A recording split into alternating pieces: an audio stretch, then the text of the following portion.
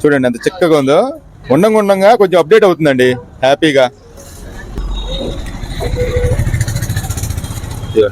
చిక్కగా అన్న ఇంతకుముందు ఆగావా? ఇది షుగర్ ఫ్రీ బాగుందా? అంటే స్వీట్ లేకపోయినా కానీ వెళ్ళిపోద్ది.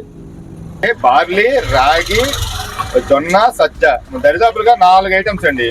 సో హ్యాపీగా ఒక గ్లాస్ తాగితే మనకి కడుపు నిండిన ఫీలింగ్ ఉంటుంది. దాంతో పాటు దీనికి ఉన్న ప్రాపర్టీస్ ఏమున్నాయో మనకి బలానికి చేకూరుస్తాయి.